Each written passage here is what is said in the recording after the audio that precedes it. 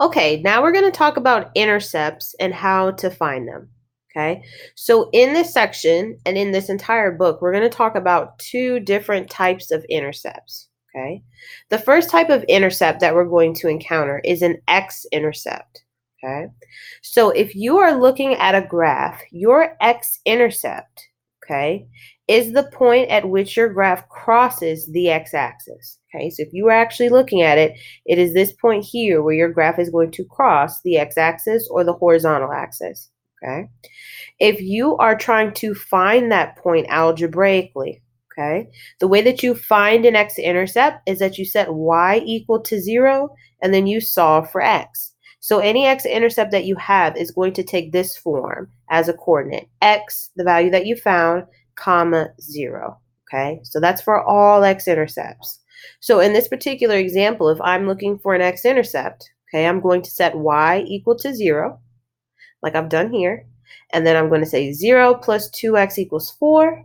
And I'm going to solve for x. So in this particular case, you would divide both sides by 2. And that's how you get x equals 2. If the problem prompt told you to list the x-intercepts, you could simply leave your answer like this. But if they ask you to write your answer as a coordinate, you're going to need to put it in its coordinate form. So 2 goes in the first position since that's the x value. And then the second position gets a 0 because that's what you let y equal when you solve for it. Okay? So the other types of intercepts that you're going to have are y-intercepts. So same concept, just that you're looking at a different place. So your y-intercept, okay, is going to be the point at which your graph crosses the y-axis or the vertical axis, okay? So this time, if you're solving for a y-intercept, you're going to set x equal to 0, and then you're going to solve for y. Okay, so all of your y-intercepts are going to take this form, 0, comma, y. Y will be the value that you found when you set x equal to 0. Okay, so if I take that same example and I look for a y-intercept, this time I'm going to set x equal to 0. All right, I'm going to plug it in, and I get y equals 4. So remember, if they ask you to list your y-intercepts or your x-intercepts, you can leave them in this form. If they ask you to write it in its coordinate form, you're going to need to write it like this. So 0, comma, 4. Okay. So the way that I remember that, because sometimes it gets a little tricky of what variable to set equal to 0. So the way that I remember that is whatever variable, whatever intercept you're trying to find,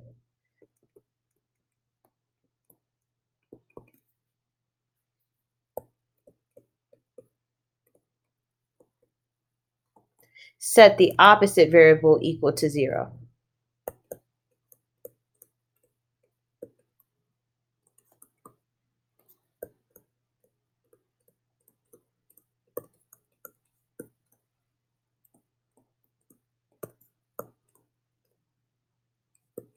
Okay, so that's going to be the same every time. So if you're looking for the x-intercept, set y equal to 0. If you're looking for the y-intercept, set x equal to 0.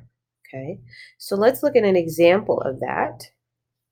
Okay, all right, so if you are looking at graphs, okay, remember x-intercepts are always going to be where your graph crosses or touches the x-axis in this case. Your y-intercepts are always going to be where your graph touches or crosses the y-intercept. Okay, awesome. All right, so let's go ahead and look at this example. Okay, so they want us to find the x and y intercepts of the graph of y equals x squared minus 4, and then they want us to graph it by plotting points. Okay, so they actually want us to combine those two things that we just learned. Okay, so remember, if you're looking for x-intercepts, okay, remember you set the opposite variable equal to 0. So we're going to set y equal to 0. So that means everywhere in that equation where I see a y, if I'm looking for the x-intercept, I need to set it equal to 0. So 0 equals x squared minus 4. I'm going to go ahead and solve that.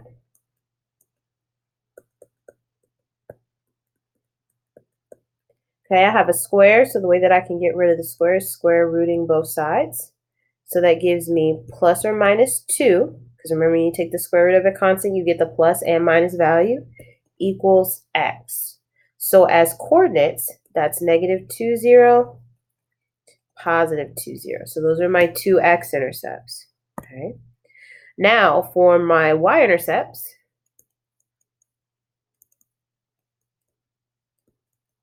I'm going to set x equal to 0. All right, so that means everywhere in that equation where I see an x, I'm going to make it 0.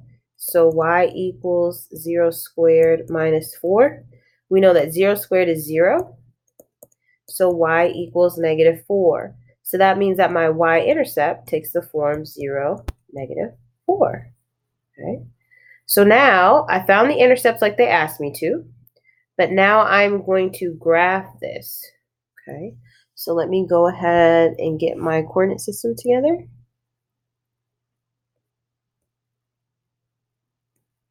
All right. So my x-intercepts were negative 2, 0 and positive 2, 0. So that means negative 2, 0, positive 2, 0. Let me go ahead and change the color. All right, and my y-intercept was at 0, negative 4. So that tells me I'm going to go down 4 on the y-axis. I'm going to go ahead and plot that point. Okay. And then I can go ahead and connect them.